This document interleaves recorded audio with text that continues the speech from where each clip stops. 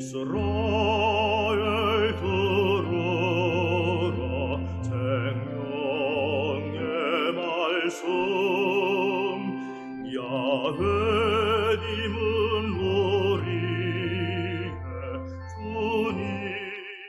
참여 예수님 안녕하세요. 오늘 성경 맛들이기 요엘서 1장 1절에서 4장 21절까지 함께 읽겠습니다. 성부와 성자와 성령의 이름으로 아멘.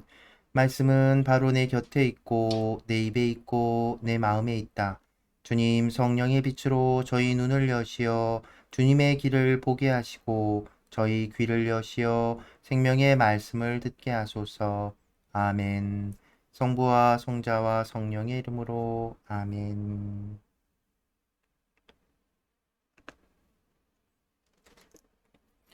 요엘서 머리글 푸트엘의 아들 요엘에게 내린 주님의 말씀.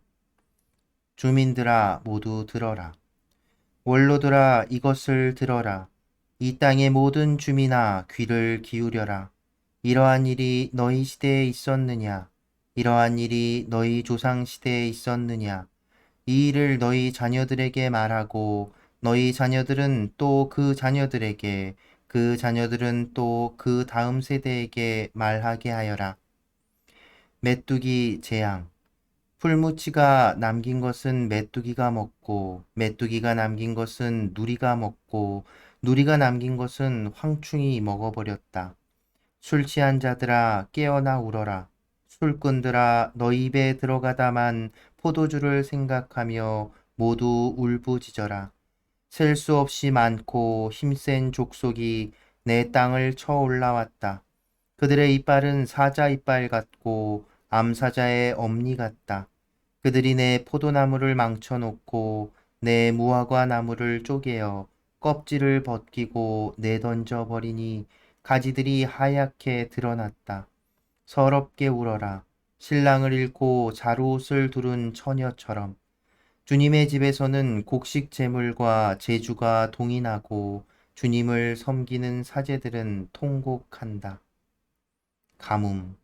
들은 황폐해지고 땅은 통곡한다. 곡식 농사는 망하고 해포도주는 말라버렸으며 기름은 떨어졌다. 밀과 보리를 생각하며 농부들아 즐겁하여라. 포도나무를 가꾸는 자들아 울부짖어라. 들의 수확이 다 망가졌다. 포도나무는 마르고 무화과 나무는 시들었다. 석류나무, 야자나무, 사과나무 할 것 없이 들의 나무가 모조리 말라버렸다. 정녕 사람들에게서 기쁨이 말라버렸다. 단식하고 기도하여라. 사제들아 자루옷을 두르고 슬피 울어라. 제단의 봉사자들아 울부짖어라. 내 하느님의 봉사자들아 와서 자루옷을 두르고 밤을 새워라. 너희 하느님의 집에 곡식 제물과 제주가 떨어졌다. 너희는 단식을 선포하고 거룩한 집회를 소집하여라. 원로들과 이 땅의 모든 주민을 주 너희 하느님의 집에 모아 주님께 부르짖어라. 주님의 날이 가까웠다.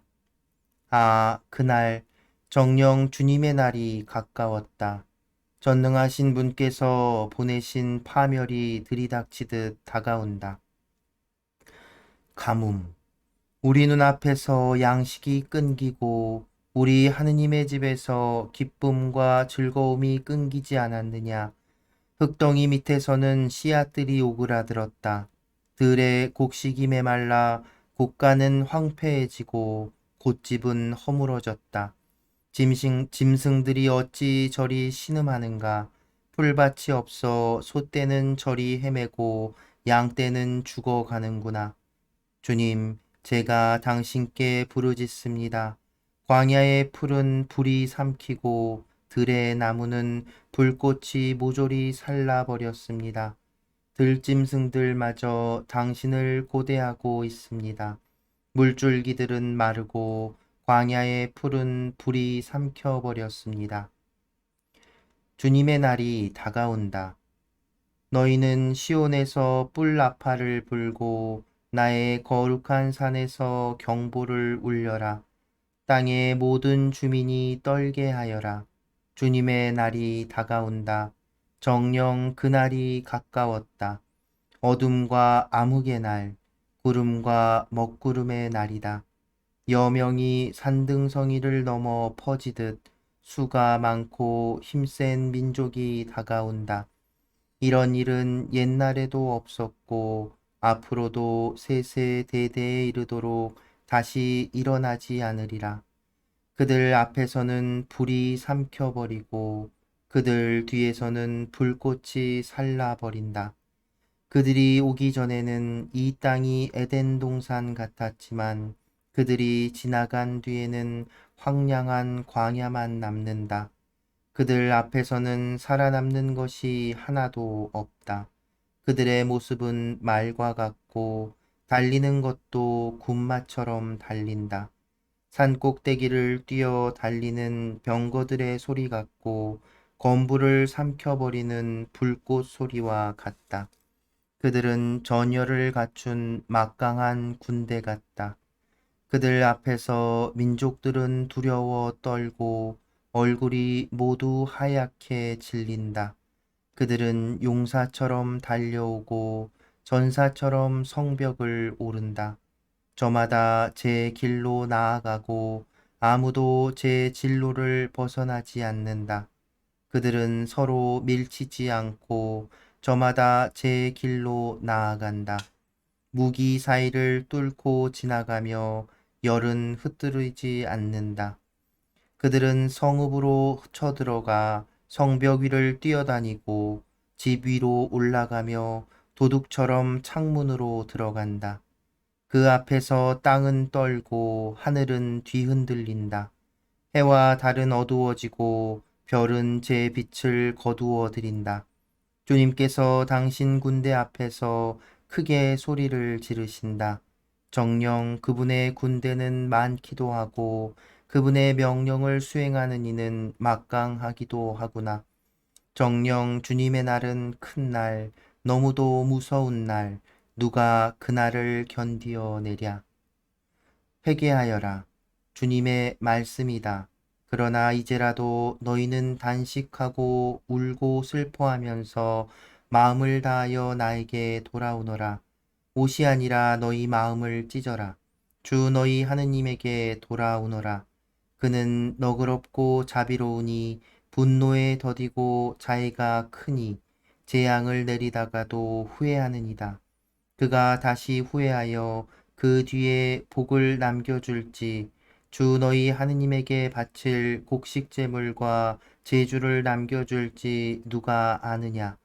너희는 시온에서 뿔나파를 불어 단식을 선포하고 거룩한 집회를 소집하여라. 백성을 모으고 회중을 거룩하게 하여라.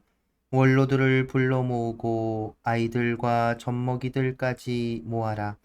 신랑은 신방에서 나오고 신부도 그 방에서 나오게 하여라. 주님을 섬기는 사제들은 성전 현관과 제단 사이에서 울며 아뢰어라. 주님, 당신 백성에게 동정을 베풀어 주십시오. 당신의 소유를 우쇳거리로 민족들에게 이야깃거리로 넘기지 마십시오.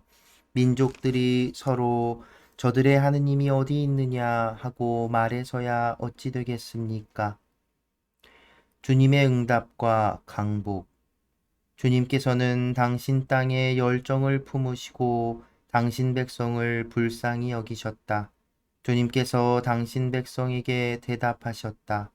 내가 너희에게 곡식과 햇포도주와 햇기름을 보내주리니 너희는 그것들을 배불리 먹으리라. 내가 다시는 너희를 민족들에게 우쇳거리로 넘기지 않으리라. 나는 북쪽에서 온 것들을 너희에게서 멀리 내쫓아 메마르고 황량한 땅으로 몰아내리라. 그 전이되는 동쪽 바다로 후이되는 서쪽 바다로 몰아 넣으리라. 그러면 그것들이 썩는 냄새가 올라오고 악취가 올라오리라. 정녕 그분께서는 큰 일을 하셨다.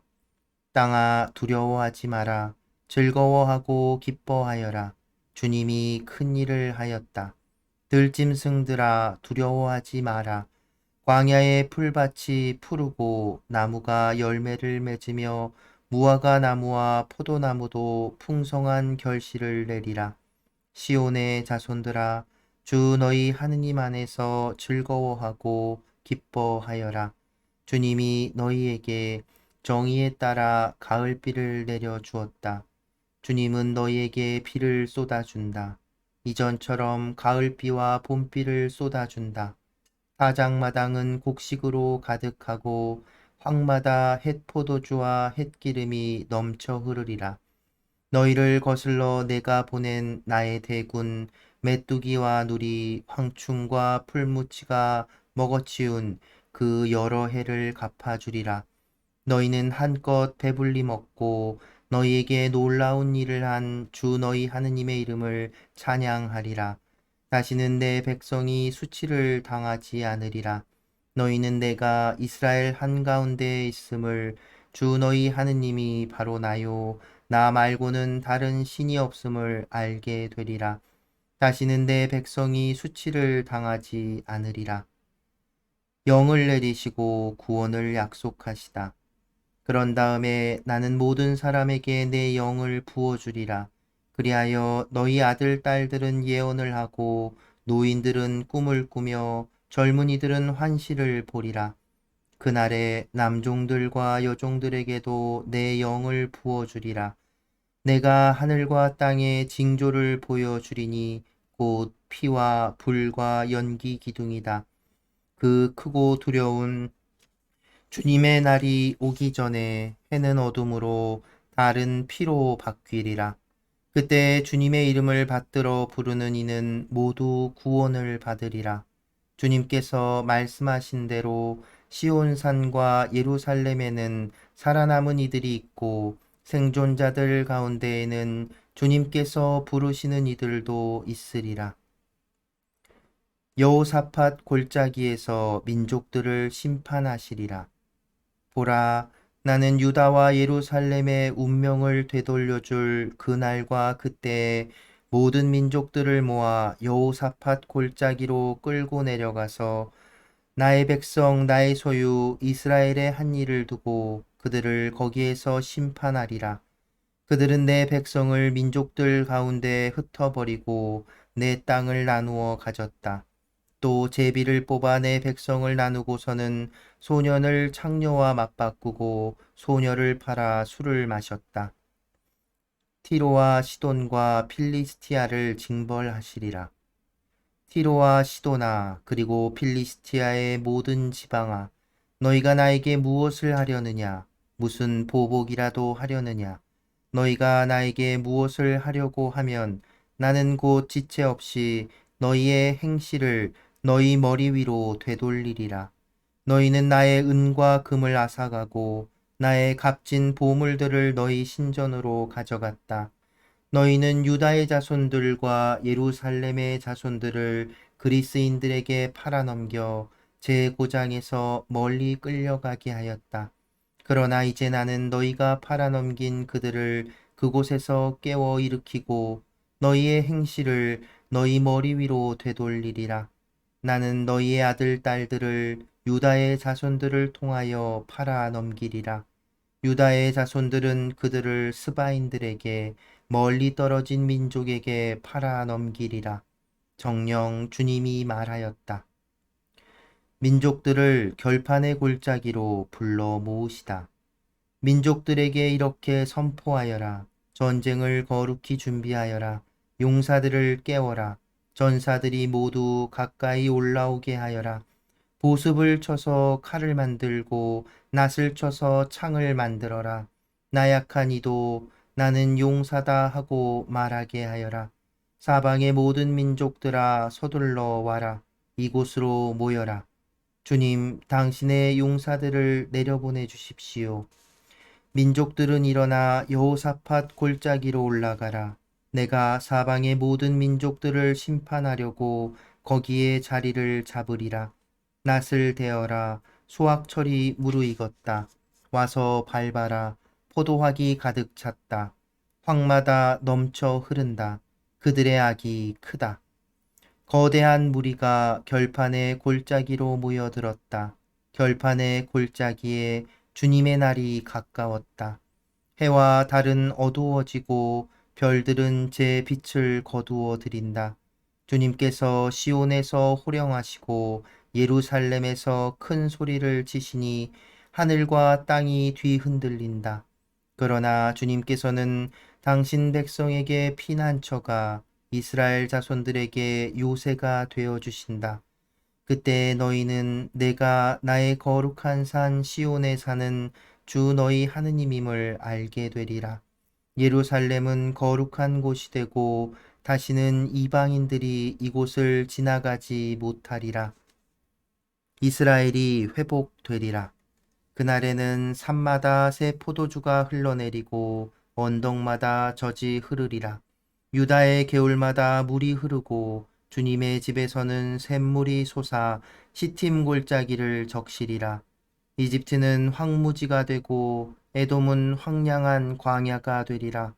그들이 유다의 자손들을 폭행하고 그 땅에서 무죄한 피를 흘렸기 때문이다. 그러나 유다에는 영원히 예루살렘에는 대대로 사람들이 살리라. 나는 그들의 피를 되갚아 주고 어떤 죄도 벌하지 않은 채 내버려 두지 않으리라. 주님은 시온에 머무른다. 성부와 성자와 성령의 이름으로 아멘. 말씀은 내 발의 등불이요 나의 길의 빛이옵니다. 주님, 저희가 성경을 생명의 말씀으로 믿고 기도하며 살고 선포하게 하시어 언제나 성령 안에서 평화와 기쁨을 누리게 하소서. 아멘. 성부와 성자와 성령의 이름으로 아멘.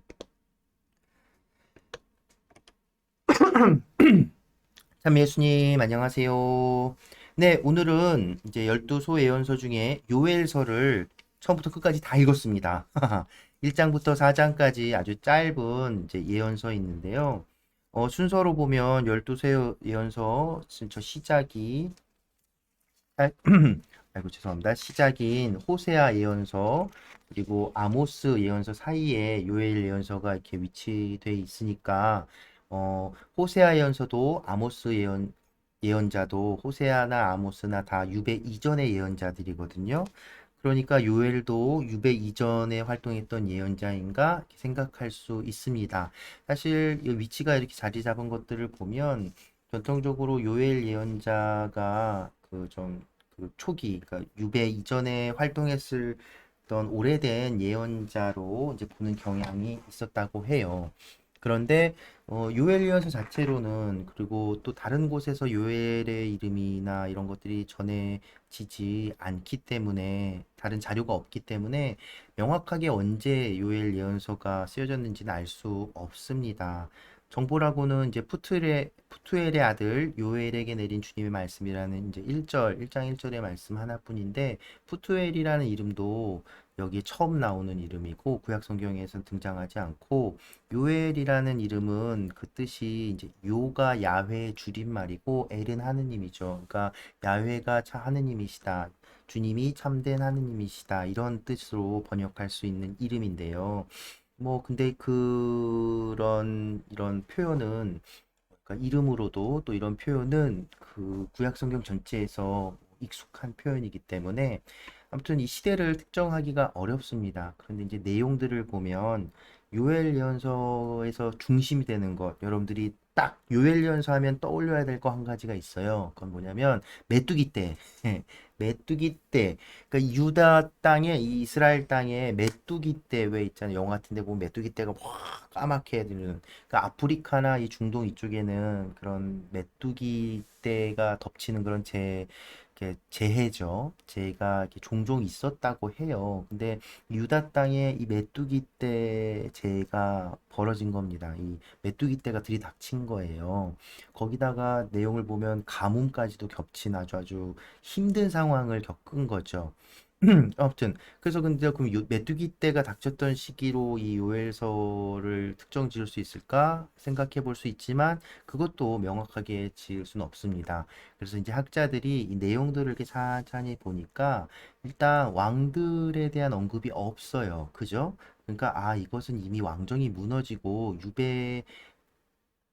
유배를 떠난 이스라엘의 왕국이 왕정이 무너진 다음에 일어났을 법한, 이렇게 쓰여졌을 법한 내용이다라는 판단을 하게 되는 것이고, 그리고 또 그러면은 유배 이후에 언제냐? 그런데 또 내용을 보면 성전이나 이런 것들에서 그 제사가 진행되고 있는 모습들이 이게 보이죠? 그리고 사제들이 활동하고 있는 모습들이 보이고요. 그러면 이건 우리가 앞서 읽었던 에즈라 느헤미야가 성전을 유배가 끝나고 돌아와서 성전을 막 재건하고 하는데 이미 그 성전이 다시 재건된 그 시점. 그러니까 넓게 보면은 이제 진짜로 유배 이전에 쓰여졌을 것까지 계산하면 이제 900년, 기원전 900년에서 400년 뭐 이렇게 보는데 대부분의 학자들은 기원전 이제 400년 경쯤 어느 때 이제 쓰여졌을 것으로 이렇게 활동했을 것으로 그래서 그 배경은 아주 딱 짧죠. 단순합니다. 메뚜기 떼가 창궐했던 그 아주 격렬한 기억, 그리고 메뚜기 떼에다 가뭄까지 닥쳤던 아주 아프고 쓰라린 체험. 그러니까 뭐랄까요? 그 이스라엘 유배를 갔던 그것만큼 이렇게 힘들고 아픈 거라고는 할 수는 없겠지만 어떤 생사가 걸린 문제잖아요. 먹을 게 없고 가축들도 막 신음할 정도로 이렇게 다 가축들도 먹을 게 풀이 없을 정도로 아주 황량하게 된 그런 체험을 한 이스라엘 백성에게 예언자가 던지는 메시지입니다.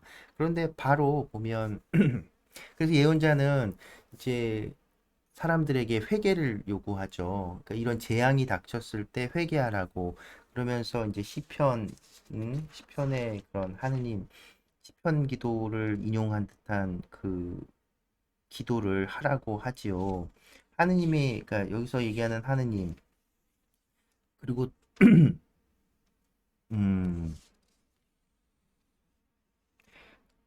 2장 13절 이하 보면 그 주 너희 하느님께 돌아오너라. 아니다. 옷이 아니라 너희 마음을 찢어라. 주 너희 하느님에게 돌아오너라. 그는 너그럽고 자비로우니 분노에 더디고 자애가 크니 재앙을 내리다가도 후회하는 이다. 그러니까 하느님께서 분노보다 자애가 더 크신 분이니 너희는 돌아와서 회개하라는 거죠. 그리고 요엘서에서 아주 중요한 그 핵심적인 너희 마음을 찢어라. 옷이 아니라 너희 마음을 찢어라. 왜 이스라엘 백성들이 이게 어떤 이제 회개의 상징으로서 옷을 찢는 행위를 한다 그랬잖아요. 장례 때도 그렇고. 근데 그런 외적인 것으로만 끝내지 말고 너희의 마음을 찢으래요. 그러니까 진정한 회개를 하라는 것이죠.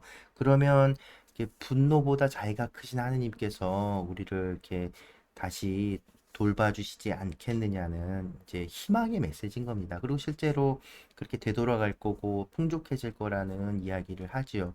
사실 어쩌면 그런 경험을 바로 이렇게 이 이스라엘 백성들은 이제 하게 됐을 거고요. 그런데 이제 뭐냐면 이 요엘리언서는 이 뭐랄까요 어떤 자연재해잖아요. 이게 지나가고 사실은 극복할 수 있는 그런 문제였어요. 뭐 유배를 경험했던 것과 비교하면 뭐 이겨낼 수 있는 정도였겠죠. 그런데 그것을 그냥 그런 자연재해로서 넘기지 않았던 거예요. 요엘 예언자는. 그래서 이 예언자는 이 메뚜기 떼의 재앙을 보면서 앞선 예언자들이 언급했던 주님의 날, 곧 심판의 날이기도 하면서 구원의 날이기도 한 그 주님의 날을 떠올린 겁니다. 그래서 사람들에게 이 메뚜기 떼의 재앙에 대해서 회개하라는 것도 있지만 이것이 끝이 아니라 바로 이제 그 주님의 날이 미래에 올 어떤 그런 날이 아니라 이미 이제 시작됐다고 이 정식은 익숙하시죠? 예수님께서도 하셨던 하늘 나라는 이미 우리 가운데 왔다고 주님의 날, 하나님의 나라 같은 맥락인 겁니다. 유엘연자는 이 메뚜기 떼의 재앙을 경험하면서 단지 어떤 스쳐 지나가는 어떤 그런 재앙이 아니라 바로 주님의 날, 그 심판의 날, 마지막 날, 그 날을 떠올리고서는 백성들에게 회개를 요구하는 겁니다. 진정한 참회를 촉구하는 것이지요. 그러면서 아주 유명한 3장이 나오는 거예요. 3장은 굉장히 짧죠. 1절에서 5절까지 딱 돼 있어요. 근데 모든 게 중요한 것은 하나님께서 모든 사람에게 영을 부어주신다는 거예요. 그러니까 그날에 일어날 표징이죠. 그러니까 이것을 생각해 보면 여러분 저기 민수기에 이런 그러니까 여호수아와 이 모세 사이에 이제 벌어졌던 일인데 이제 광야에서 장로를 이렇게 뽑은 사람들한테 하나님의 영이 막 내려서 예언을 하는 상황이 벌어져요. 그때 여호수아가 막 그 소집하지 않았던 두 사람한테까지도 영이 내리는 걸 보고 여호수아가 그 둘을 어떻게 쳐 죽일까요? 했는데 모세가 이제 그런 말 하죠. 아유, 그러지 말라고. 나 때문에 너 그러느냐고. 그러면서 음? 나는 이들뿐 70명 이들뿐만 아니라 모든 이 백성 모두에게 하나님의 영이 내려서 내가 할 일이 없었으면 좋겠다. 이런 표현을 하거든요. 이런 얘기를 하는데 바로 그날 그것을 이어받아서 모든 이들에게 하나님의 영이 내리는 거예요. 그날이 되면 이제 그렇게 될 거 그날이 오면 그렇게 될 것이라고. 그래서 노인들은 꿈꾸고 젊은이들은 환시를 보고 남종과 여종들에게도 영을 부어주시고 그리고 징조가 나타날 거라고 얘기하는데 이게 사도행전 2장에 보면 오순절 제자들에게 막 영이 내렸을 때 베드로가 딱 나와가지고 바로 이 요엘 예언서를 이제 인용을 하면서 사람들에게 막 연설을 시작합니다. 그거 한번 볼까요? 사도행전 2장을 여러분들 딱 펼쳐보시면 사도행전 2장 미리 찾아놓을 걸 그랬네요. 네, 찾았습니다. 사도행전 2장에 보면 이제 베드로의 오순절 설교 그 14절 이하 16절에 보면 이렇게 나오죠. 이 일은 요엘 예언자를 통하여 하신 말씀대로 된 것입니다. 하면서 이 3장 1절을 그대로 인용을 해요. 그러니까 생각해 보면 바로 모세가 그 바랬던 모든 이들에게 하나님의 영이 내려준 그 순간, 그러니까 요엘 예언자가 어, 주님의 날, 도래하는 주님의 날 이루어질 일이라고 예언했던 그 사건이 오순절 때 실현됐다고 그 예언자의 말이 이루어졌다고 베드로 사도는 말한 겁니다. 곧 하나님께서 보내주신 예수 그리스도께서 그분은 예수 그리스도는 뭐냐면 주님의 날 오실 분이거든요. 또 생각해 보면 당시 예수님 부활 또 승천 이후에 제자들은 이제 뭐랄까요 골방에 숨어 있다가 이제 그 사건을 경험한 거죠. 그리고선 그들은 그날이 정말 금방 올 줄 알았어요. 근데 아직 안 왔죠.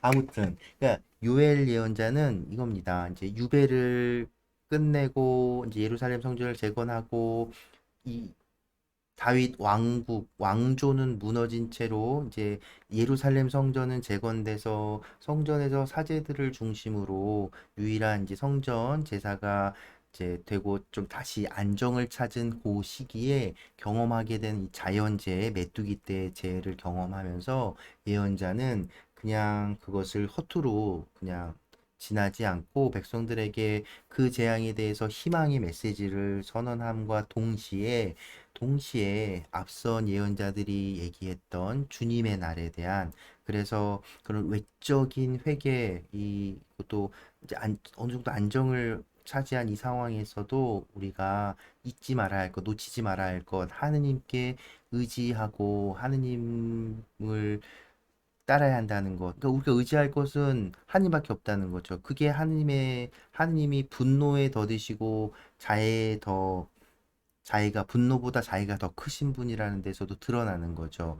기댈 때가 그래서 그분의 자애밖에 없는 거예요. 그러니까 그러니 이제 정말 그 옷이 아니라 마음을 찢으며 회개하고 하느님께 돌아오라고 그 날이 되면 모든 이에게 영이 내리게 있지만 마찬가지로 모든 이가 심판 받을 것이라고. 그러니까 그 남은 자들, 그가 누굴지 모르겠지만 그 날에 대비해야 한다고. 그러니까 우리의 삶을 지금 이제 이런 단지 뭐랄까 이런 재앙에 일희일비할 것이 아니라 이런 것들은 하나님께서 구원하시려고 하면 아무것도 아니다. 오히려 우리는 그 하나님께서 오시는 그 마지막 날, 그 날을 기다리고 그 준비하고 마음을 찢는 이런 회개를 해야 한다고 외치고 있는 것이죠. 요에서 짧지만 요즘 우리가 겪고 있는 상황들에 그 상황들을 돌이켜 볼 수 있는 것 같아요. 우리가 이제 코로나로 한 2년째 벌써 이렇게 어려움을 겪고 있는데 어쩌면 이건 뭐 자연재해라고 할 수 있죠. 근데 그러니까 그 구약 성경에서 경험하고 있는 옛날에나 경험할 것이라는 이 전염병으로 온 세계 모든 인류가 이렇게 고통받을지 누가 생각을 했겠어요. 오늘 현대 와서. 근데 그 일이 벌어져 버렸잖아요. 그러니까 놀랍죠. 그런데 그 요엘 예언자는 이 예언자는 바로 그런 환난 어떤 역경 안에서 우리가 무엇을 봐야 하는지, 무엇을 놓치지 말아야 하는지를 찾았던 겁니다. 그리고 사람들에게 촉구했던 것이죠. 어쩌면 우리도 지금 겪고 있는 이 어려움, 분명 하나님께서 이 어려움도 이겨내도록 해주시겠지만, 우리는 그것을 또 그것으로 끝내지 않고, 그 안에서 정말 진정 하느님을 발견하고 만날 수 있는 기회, 계기가 될 수 있으면 좋겠습니다. 네. 여러분들, 많이 모두가 다 힘들고 지치는 요즘인데요. 요엘 예언자가 말한 대로 하느님께서 우리를 분명 지켜주실 겁니다. 우리 옷이 아니라 마음을 찢는 그 회개하는 마음으로 너그럽고 자비로우신 분노에 더디고 자애가 크신 하느님께 돌아올 수 있도록, 그리고 혹시라도 떠나간 우리 이웃들도 우리가 함께 할 수 있도록 기도했으면 좋겠습니다. 네, 오늘은 그래서 성가 그 17이다라는 그 밴드에서 부르는 자비의 얼굴이라는 노래, 신나는 노래인데요. 이 노래 들으면서 기분도 좀 이렇게 리프레시 하시고 기운도 차리시면 좋겠습니다. 오늘도 함께 해주셔서 감사합니다.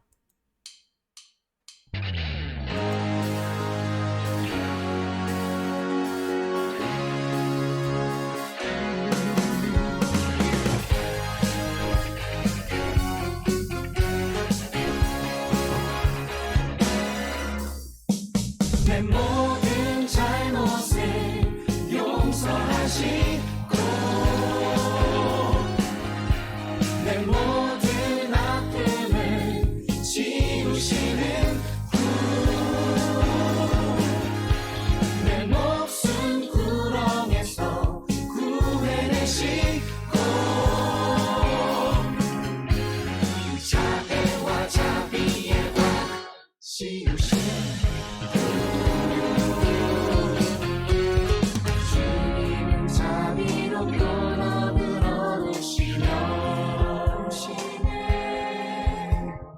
분노에 더디고 자애는 넘치시네 우리를 죄대로 다루지 않으시고 우리의 잘못대로 갚지 않으시네 주님의 자비는 영원하시네 할렐루야 주님의 자비는 영원하시네 할렐루야 주님의 자비는 영원하시네 할렐루야 우리 사랑하는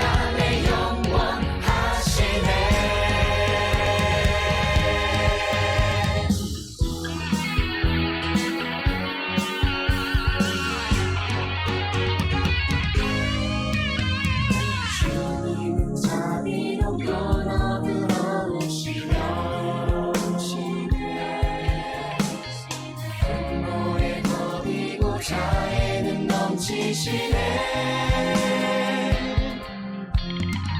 우리를 죄대로 다루지 않으시고 용서해 주시네. 우리의 잘못대로 갚지 않으시네.